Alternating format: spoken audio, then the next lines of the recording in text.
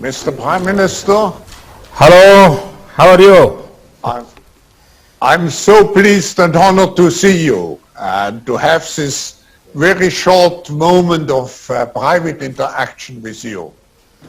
I have to say I'm missing my regular visits. I'm missing my regular visits to India and hope that after 40 years of great cooperation, we can continue to serve in the best ways your country. I also know, Prime Minister, you will have a very important function next year by leading the G20 community. And I just wanted also to tell you, we will support you in any way to rally the business community, civil society, behind what I'm sure will be a very ambitious program for the global community when we come out of the COVID crisis. मैं आपका बहुत आभारी हूँ। आपकी बात सही है कि पहले तो करीब करीब हर वर्ष हमें मिलना होता था, लेकिन कोरोना के कारण वो भी संभव नहीं हुआ है। इस बार लग रहा था कि शायद मुझे भी रूबरू में आकर के आप सबके साथ बात करने का मौका मिलेगा, लेकिन फिर से एक बार जो समस्या आई है उसके कारण हमें वर्चुअली मिलना पड़ रहा है। आपकी बात सही है कि G20 समूह में आपकी G20 समूह की जो समिटें होने वाली हैं, मैं इसको बड़ा इम्पोर्टेंट देखता हूँ, क्योंकि पोस्ट कोरोना दुनिया कैसी होगी, अर्थव्यवस्था कैसी होगी, सप्लाई चेन कैसी होगी, इन सारे विषयों पर बड़ी गंभीरता से अब G20 समूह ने भी सोचना होगा। और उसमें आपने जो सहयोग की बात कही है, इसके लिए मैं आपका धन्यवाद करता हूं और हम सब मिलकर के दुनिया की भलाई के लिए जरूर काम करेंगे।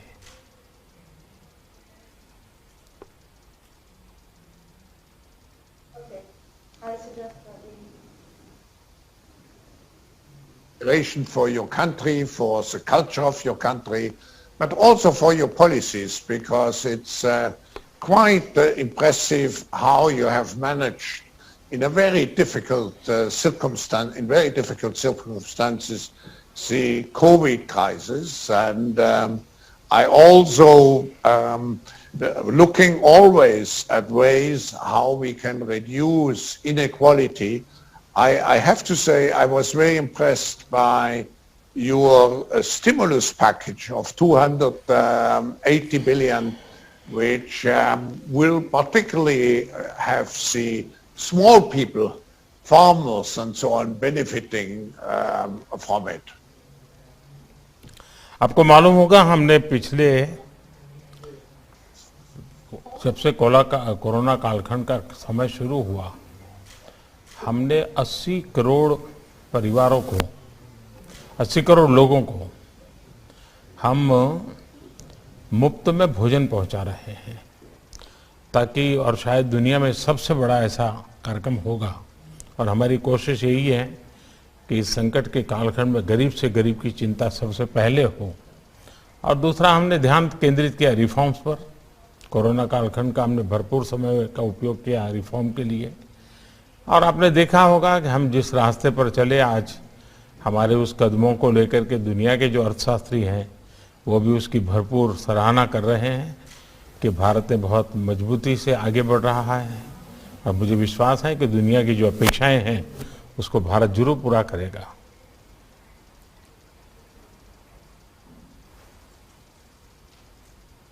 Prime Minister, I know there are many people waiting for us and for your speech. Let me just take this opportunity also to express my hope that we can welcome you again in the future at the real Davos, in the snow of the Swiss mountains.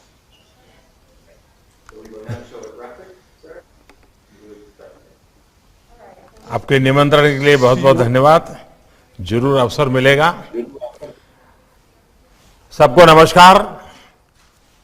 World economic forum में जुटे दुनिया भर के दिग्गजों का मैं 130 करोड़ भारतीयों की तरफ से अभिनंदन करता हूं। आज जब मैं आपसे बात कर रहा हूं तो भारत कोरोना की एक और वेव से सावधानी और सतर्कता के साथ मुकाबला कर रहा है। साथ ही भारत आर्थिक क्षेत्र में भी कई आशावान रिजल्ट्स के साथ आगे बढ़ रहा है। भारत में आज अपनी आजादी के 75 वर्ष होने का उत्साह भी है और भारत आज सिर्फ एक साल में ही 160 करोड़ कोरोना वैक्सीन डोज देने के आत्मविश्वास से भी भरा हुआ है। साथियों, भारत जैसी मजबूत डेमोक्रेसी ने पूरे विश्व को एक खूबसूरत उपहार दिया है। एक बुके ऑफ होप दिया है। इस बुके में है हम भारतीयों का डेमोक्रेसी पर अटूट ट्रस्ट। इस बुके में है 21वीं सदी को एम्पावर करने वाली टेक्नोलॉजी। इस बुके में है हम भारतीयों का टेम्परामेंट, हम भारतीयों का टैलेंट, जिस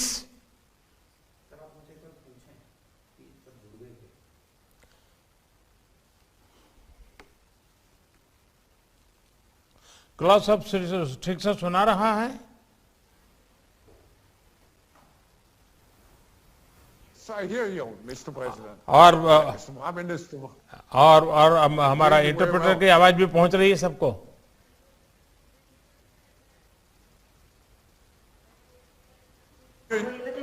We hear you very well, and I would suggest that we start the official session now.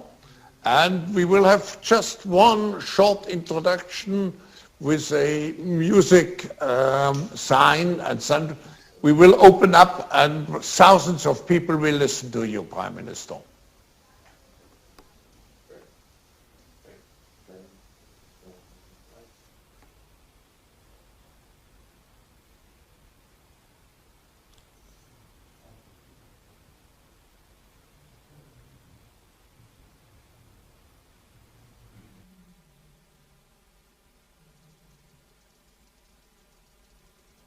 His Excellency Narendra Modi. Prime Minister, let me start by congratulating you and the people of India for celebrating 75 years of independence. I also want to express my admiration for your strong leadership on handling the pandemic. India has continued to expand its profile as a major global power, also by providing vaccines and other medical supplies to so many countries. So there's no doubt that India will play a critical role in leading the exit from the pandemic and in driving global economic recovery and post-pandemic growth. Highlighting this, India is expected to grow by 8.5% this year. India has also been at the forefront of driving global action on climate change and green transition by leading global movements such as the International Solar Alliance, your landmark Panchamrit pledge at COP26, and through national initiatives such as the National Hydrogen Mission. For over 40 years, Mr. Prime Minister, I have always been a strong believer in India, and even more so in its fourth industrial revolution. With its young population, technical prowess, and a knack for innovation, India has the potential to shape the global agenda, particularly by assuming the G20 chairmanship next year. Prime Minister, it is amazing that in 2021, in the middle of the pandemic, India has had 44 new unicorns And this is a testament to your nation's spirit of innovation and entrepreneurship. I now welcome His Excellency Narendra Modi for the State of the World Address at the World Economic Forum's Davos agenda. Prime Minister, the floor is yours. Thank you, Swab. Thank you. नमस्कार। World economic forum में जुटे दुनिया भर के दिग्गजों का 130 करोड़ भारतीयों की तरफ से अभिनंदन करता हूं। आज जब मैं आपसे बात कर रहा हूं तो भारत कोरोना की एक और वेव से सावधानी और सतर्कता के साथ मुकाबला कर रहा है। साथ ही भारत आर्थिक क्षेत्र में भी कई आशावान रिजल्ट्स के साथ आगे बढ़ रहा है। भारत में आज अपनी आजादी के 75 वर्ष होने का उत्साह भी है और भारत आज सिर्फ एक साल में ही 160 करोड़ कोरोना वैक्सीन डोज देने के आत्मविश्वास से भी भरा हुआ है। साथियों, भारत जैसी मजबूत डेमोक्रेसी ने पूरे विश्व को एक खूबसूरत उपहार दिया है, एक बुके ऑफ होप दिया है। इस बुके में है हम भारतीयों का डेमोक्रेसी पर अटूट ट्रस्ट। इस बुके में है 21वीं सदी को एम्पावर करने वाली टेक्नोलॉजी। इस बुके में है हम भारतीयों का टेम्परामेंट, हम भारतीयों का टैलेंट। जिस मल्टीलिंगुअल, मल्टीकल्चरल माहौल में हम भारतीय रहते हैं, वो भारत ही नहीं बल्कि पूरे विश्व की बहुत बड़ी ताकत है। ये ताकत संकट की घड़ी में सिर्फ अपने लिए सोचना नहीं बल्कि मानवता के हित में काम करना सिखाती है। कोरोना के समय में हमने देखा है कि कैसे Bharat one earth one health इस विजन पर चलते हुए अनेकों देशों को जरूरी दवाइयां देकर, वैक्सीन देकर करोड़ों जीवन बचा रहा है। आज भारत दुनिया का तीसरा सबसे बड़ा फार्मा प्रोड्यूसर है, फार्मेसी टू द वर्ल्ड है। आज भारत दुनिया के उन देशों में है जहां के हेल्थ प्रोफेशनल्स, जहां के डॉक्टर्स अपनी संवेदनशीलता और एक्सपर्टीज से सबका भरोसा जीत रहे हैं। साथियों, संवेदनशीलता संकट के समय में परखी जाती है, लेकिन भारत का सामर्थ्य इस समय पूरी दुनिया के लिए उदाहरण है। इसी संकट के दौरान भारत के आईटी सेक्टर ने 24 घंटे काम करके दुनिया के तमाम देशों को बहुत बड़ी मुश्किल से बचाया है। आज भारत दुनिया में रिकॉर्ड सॉफ्टवेयर इंजीनियर भेज रहा है। 50 लाख से ज्यादा सॉफ्टवेयर डेवलपर्स भारत में काम कर रहे हैं। आज भारत में दुनिया में तीसरे नंबर के सबसे ज्यादा यूनिकॉर्न है। 10,000 से ज्यादा स्टार्टअप्स पिछले 6 महीने में रजिस्टर हुए हैं। आज भारत के पास विश्व का बड़ा, सुरक्षित और सफल डिजिटल पेमेंट्स प्लेटफॉर्म है।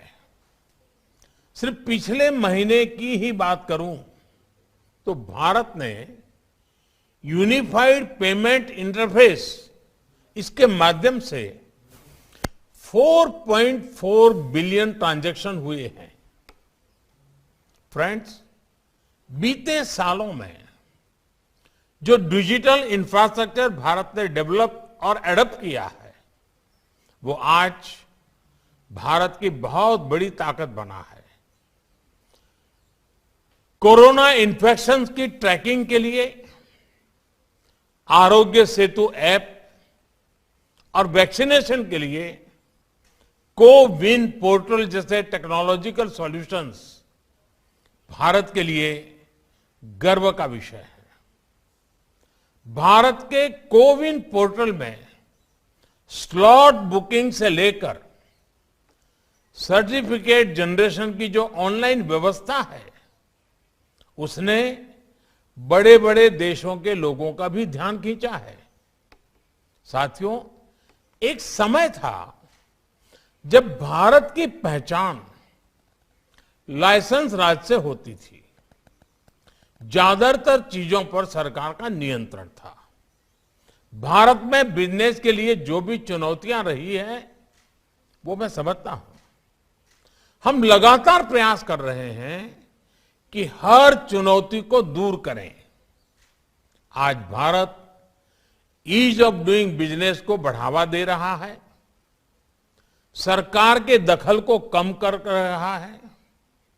भारत ने अपने कॉरपोरेट टैक्स रेट्स को सिंप्लीफाई करके, कम करके उसे दुनिया में मोस्ट कॉम्पिटिटिव बनाया है। बीते साल ही हमने 25,000 से ज्यादा कंप्लायंसेस कम किए हैं। भारत ने रिट्रोस्पेक्टिव टैक्सेस जैसे कदमों में सुधार करके बिजनेस कम्युनिटी का विश्वास लौटाया है। भारत ने ड्रोन्स, स्पेस, जियोस्पेशियल मैपिंग जैसे कई सेक्टर्स को भी डीरेगुलेट कर दिया है। भारत ने आईटी सेक्टर और बीपीओ से जुड़े आउटडेटेड टेलीकॉम रेगुलेशंस में बड़े रिफॉर्म्स किए हैं। साथियों, भारत ग्लोबल सप्लाई चेन्स में विश्व का एक भरोसेमंद पार्टनर बनने के लिए प्रतिबद्ध है। हम अनेक देशों के साथ फ्री ट्रेड एग्रीमेंट के रास्ते बना रहे हैं। भारतीयों में इनोवेशन की, नई टेक्नोलॉजी को एडॉप्ट करने की जो क्षमता है, एंटरप्रेन्योरशिप की जो स्पिरिट है, वो हमारे हर ग्लोबल पार्टनर को नई ऊर्जा दे सकती है। इसलिए भारत में इन्वेस्टमेंट का ये सबसे बेस्ट टाइम है। भारतीय युवाओं में आज एंटरप्रेन्योरशिप एक नई ऊंचाई पर है। 2014 में जहां भारत में कुछ 100 रजिस्टर्ड स्टार्टअप थे, वहीं आज इनकी संख्या 60,000 के पार हो चुकी है। इसमें भी 80 से ज्यादा यूनिकॉर्न्स हैं, जिसमें से 40 से ज्यादा तो 2021 में ही बने हैं। जिस तरह एक्सपेक्ट इंडियन ग्लोबल स्टेज पर अपनी स्किल्स दिखा रहे हैं, उसी तरह भारतीय युवा आप सभी साथियों के बिजनेस को भारत में नई बुलंदी देने के लिए पूरी तरह से तैयार है, तत्पर है। फ्रेंड्स, डीप इकोनॉमिक रिफॉर्म्स को लेकर भारत का कमिटमेंट एक और बड़ा कारण है जो आज भारत को इन्वेस्टमेंट के लिए सबसे अट्रैक्टिव डेस्टिनेशन बना रहा है। कोरोना काल में जब दुनिया क्वांटिटेटिव ईजिंग प्रोग्राम जैसे इंटरवेंशन पर फोकस कर रही थी, तब भारत ने रिफॉर्म का रास्ता सशक्त किया।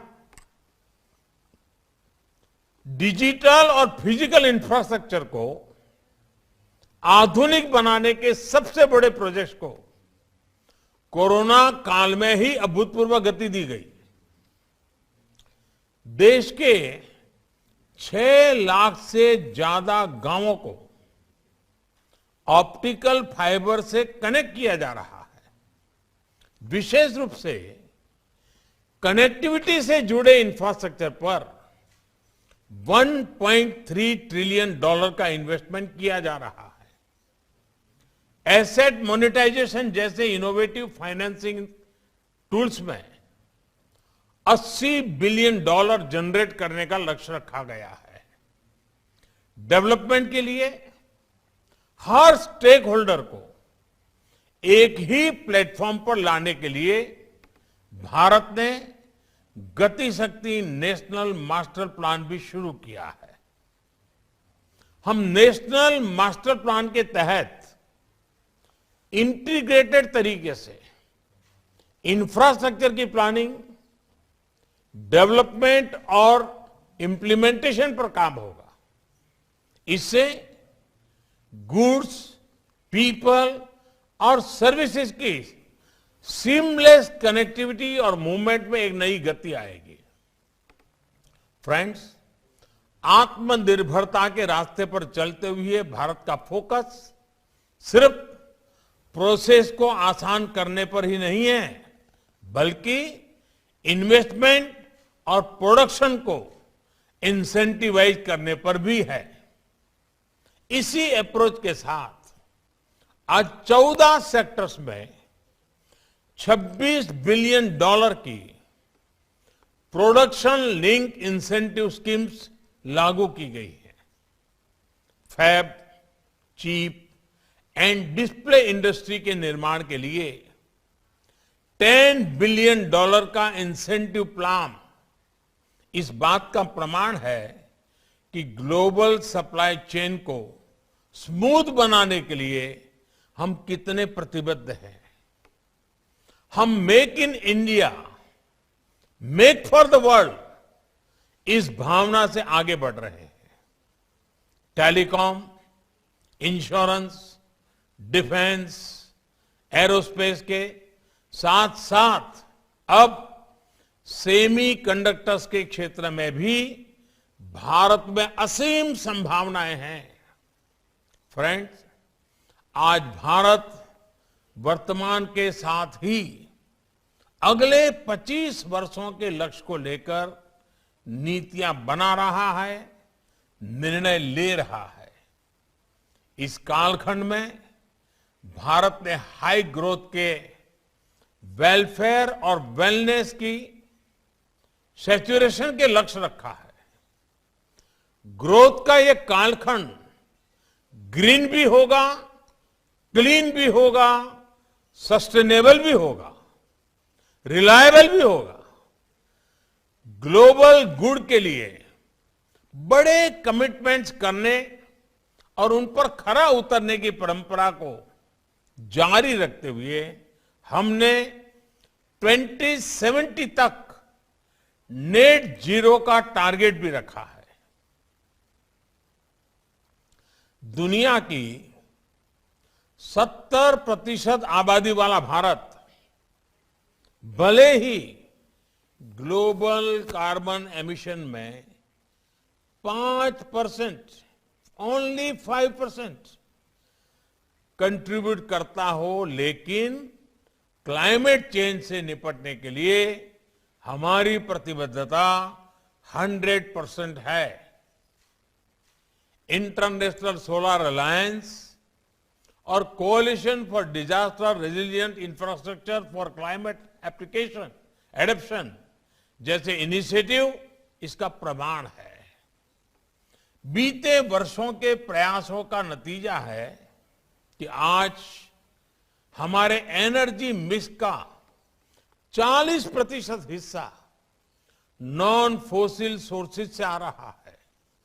भारत ने पेरिस में जो ऐलान किया था वो हम टारगेट से 9 साल पहले ही प्राप्त कर चुके हैं। फ्रेंड्स, इन प्रयासों के बीच हमें यह भी मानना होगा कि हमारी लाइफस्टाइल भी क्लाइमेट के लिए बड़ी चुनौती है। थ्रो अवे कल्चर और कंज्यूमरिज्म ने क्लाइमेट चैलेंज को और गंभीर बना दिया है। आज की जो टेक, मेक, यूज, डिस्पोज ये जो इकोनॉमी है उसको तेजी से सर्कुलर इकोनॉमी की तरफ बढ़ाना बहुत जरूरी है। कोप 26 में मिशन लाइफ के जिस आइडिया की चर्चा मैंने की थी उसके मूल में भी यही भावना है। लाइफ यानी लाइफस्टाइल फॉर एनवायरमेंट। ऐसी रेजिलिएंट और सस्टेनेबल लाइफस्टाइल का विजन जो क्लाइमेट क्राइसिस के साथ साथ भविष्य के अनप्रेडिक्टेबल चैलेंजेस में उससे निपटने में भी काम आए। इसलिए मिशन लाइफ का ग्लोबल मास मूवमेंट बनाना जरूरी है। लाइफ जैसे जनभागीदारी के अभियान को हम P3, और जब मैं P3 कहता हूं प्रो प्लेनेट पीपल का बड़ा आधार भी बन सकते हैं। फ्रेंड्स, आज 2022 की शुरुआत में जब हम दावोस में ये मंथन कर रहे हैं तब कुछ और चुनौतियों के प्रति सचेत करना भी भारत अपना दायित्व समझता है। आज ग्लोबल ऑर्डर में बदलाव के साथ ही एक वैश्विक परिवार के तौर पर हम जिन चुनौतियों का सामना करते रहे हैं वो भी बढ़ रही हैं। इनसे मुकाबला करने के लिए हर देश, हर वैश्विक एजेंसी द्वारा कलेक्टिव और सिंक्रोनाइज एक्शन की जरूरत है। ये सप्लाई चेन के डिसरप्शन, इन्फ्लेशन और क्लाइमेट चेंज इन्हीं के उदाहरण है। एक और उदाहरण है क्रिप्टो करेंसी का। जिस तरह की टेक्नोलॉजी इससे जुड़ी है उसमें किसी एक देश द्वारा लिए गए फैसले इसकी चुनौतियों से निपटने में अपर्याप्त होंगे। हमें एक समान सोच रखनी होगी।